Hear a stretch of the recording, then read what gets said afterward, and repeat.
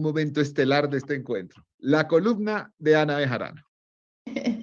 Tan divino. Bueno, gracias, Dani. La columna se llama El lápiz de Francia. Quiero contarle, mi hermano, un pedacito de la historia negra, de la historia nuestra, caballero, y dice así. Ese estribillo histórico en la voz del colosal Joe Arroyo da inicio a una de las canciones más icónicas y sabrosas de la salsa colombiana. Y viene a la mente el himno del Yo en rebelión porque estamos presenciando un momento histórico definitivo en el cual se remueven los cimientos de la desigualdad racial en Colombia. Arroyo hablaba sobre la esclavitud abolida en 1851 y tal vez desde entonces no había ocurrido un hecho tan trascendental para la población afrocolombiana como el del pasado 19 de junio. Su protagonista, la vicepresidenta electa Francia Márquez Mina, y emociona tan solo escribirlo. La vida de Márquez es uno de los relatos más extraordinarios de transformación social que la política colombiana ha presenciado en la historia reciente. Una madre adolescente y soltera, minera artesanal, empleada doméstica, después galardonada activista ambiental, lideresa social, abogada y ahora vicepresidenta de la República. Su sola presencia, sin contar su inteligencia y elocuencia, ya resulta estremecedora para el debate público. Una digna representante del feminismo colombiano, porque aunque Marta Lucía Ramírez rompió ese techo de cristal, no hizo nada para avanzar o agradecer a la causa que la puso ahí y se quedó sentada sobre los vidrios rotos. Y por supuesto, Francia es un poderoso símbolo de la población afrocolombiana y su triunfo constituye un resarcimiento para una comunidad que ha vivido con las uñas, ignorada por un Estado racista e indolente. Y ese racismo estructural también se para sobre un estamento que se le percibe muy incómodo con el triunfo de Márquez. Fueron sencillamente repugnantes la cantidad de manifestaciones racistas en reacción a la posibilidad de esta mujer negra en el poder. Arreciaron hace una semana ante la noticia de que Francia ocuparía la elegante casa privada de los vices, gesta del ilustre arquitecto Rogelio Salmona. ¿Les parece inconcebible? ¿Cuántos chistes circulan en redes sociales y hacen alusión a su pasado humilde, a sus labores como empleada del servicio doméstico? Es la Colombia que celebra a los negros como el Joe y a otros músicos, a los deportistas, pero no resisten que se sienten en las sillas importantes. Aceptables para que críen a los hijos o limpien las casas, pero no si quieren gobernar. ¿Y quién les explica que esa es una definición perfecta del racismo? Porque ahora se escudan en que se exagera, que no se puede decir que cualquier crítica a la vicepresidenta electa es racismo, que tenemos derecho a cuestionarla. Claro que sí, mientras esas críticas no se hagan en virtud de su raza, mientras no se le minimice al compararla con las empleadas del servicio doméstico, cuando en todo caso gran parte de la vida de esos críticos se estructura sobre el intenso trabajo y dedicación de esas mujeres invisibilizadas. Tildan a Francia de radical y resentida, y creo que es ambas cosas. Márquez representa una línea de pensamiento anticolonialista, de izquierda pura y dura, proteccionista y sí, radical.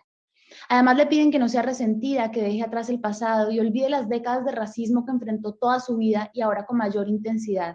¿Por qué? ¿Acaso no es mediante la develación de esos fenómenos y su discusión que podemos erradicarlos? Le invitan a olvidar la antipatía con la que desde ya la reciben. Le proponen una reconciliación, no profundizar heridas, y ese será un buen paso para dar cuando reconozcamos la profunda segregación racial que existe en esta sociedad rota.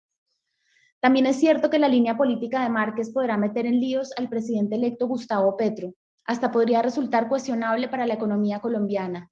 Y si llega ese momento, la criticaré con ímpetu en caso de que lo merezca. Merece que se dialogue con ella como una estadista, que se fiscalicen sus propuestas de políticas públicas debatibles. En últimas, que se le tome en serio y cerremos las conversaciones condescendientes. Vendría bien que también lo haga Petro, quien mostró una actitud displicente y vanidosa con ella el domingo pasado al celebrar el triunfo del pacto histórico. Petro sabe que no controlará a Francia porque ella es una ráfaga cuya fuerza nadie ha podido detener. Tal vez resulte siendo un verdadero contrapeso en el gobierno y si llega ese momento, de pronto los que comparten memes clasistas se tragarán sus palabras y las celebrarán. Sería un gesto de justicia divina. Y cómo no aplaudir la dignidad con la que ha asumido el enorme costo personal que enfrenta al convertirse en símbolo de la lucha por la igualdad racial en Colombia, de ser recibida en entrevistas con preguntas sarcásticas e ignorantes, del discurso de odio que se multiplica en redes sociales en su contra solo por el color de su piel. Es una enorme proeza develar tanto racismo silenciado. Es retomar el lápiz para seguir escribiendo la historia negra, la historia nuestra, caballero. Eso es. Maravillosa columna y muy buena reflexión. Ese contrapeso interno que va a significar Francia, porque no la va a tener fácil el presidente Petro con ella. Y es importante que haya debate interno y que haya contrapesos tanto desde la izquierda como desde la derecha a la labor que va a emprender el 7 de agosto Petro. Yo dar una opinión respecto a lo que escribió Ana.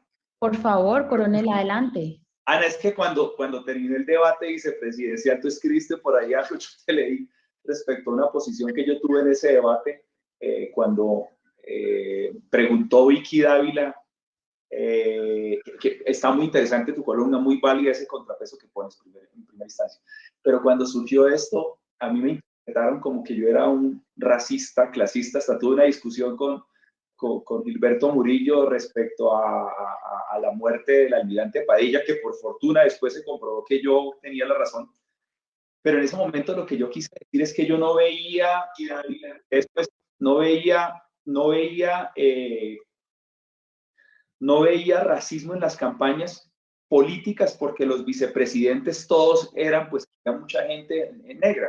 Que lo que sí señalaba es que me parece obstinado, abusivo, el hecho de tildar a las negritudes nuestras con esa forma de racismo que claramente sí ha existido, pero que Colombia ha evolucionado mucho al respecto, ¿no? Entonces es una aclaración interesante que quería hacer, porque finalmente yo me crié en Barrancabermeja y casi me caso con una hermosa negra. ¿Usted nos puede hacer un listado de los generales afrodescendientes que tiene el ejército? Pero a ver, y vos, de las comunidades que hay raizales, negra, palenquera, ¿de dónde cree que el señor general Zapateiro tiene sus orígenes? Él no es un blanquito. Okay. Entonces, si tú lo analizas, realmente las raíces de esa comunidad palenquera que se formó, yo tengo la plena certeza. Lo que pasa es que en el movimiento uno al otro lado, pues uno en el ejército pierde el acento y hasta estando también en otras posiciones, pero él es una muestra de ello. Y claro que no tenemos esa magnitud, porque también las costumbres hacen que el militar sea como más santandereano, como yo, boyacense, no sé, hay una cultura muy marcada que hace que la gente se esfuerce por entrar a la escuela militar. Dani. Yo creo para contestarle al coronel, y es que yo creo que es cierto que en esta campaña hubo, en comparación a otras, presencia de personas de minorías raciales, y eso es muy importante. Y lo digo en la columna, es importante porque saca a relucir el racismo que la gente cree que no existe, o que está muy silenciado, pero una cosa es que se instrumentalice una persona de raza negra en una campaña política, y otra cosa es que esa campaña o esa persona que de hecho lo hace realmente esté comprometida con la igualdad racial. Vamos a ver si Gustavo Petro lo está. Yo creo que lo está en su vida política. Él ha dado muestras de estar comprometido con esa gesta. No creo que sea prioritario para él, para nada. Pero era más un comentario a una sociedad que cree que es que aquí no hay racismo, que mire, es que yo conozco a tal persona, es que yo casi con esta otra, pero es una sociedad profundamente racista. Coronel, estoy segura que usted lo vio en redes sociales, en WhatsApp, la gente compartiendo fotos de Francia Márquez vestida como empleada. Como además si decirle a ella, empleada del servicio, fuera denigrante, cuando la vida de todos esos críticos vive de que son esas mujeres las que les cuidan a los hijos, les arreglan la casa y los mantienen vivos. Entonces, es de verdad una hipocresía que a mí me parece desagradable y repugnante, y tenemos que hablarla para que eventualmente en un siglo se acabe, pero no seguir pretendiendo que es que no existe. Eso es lo que yo creo.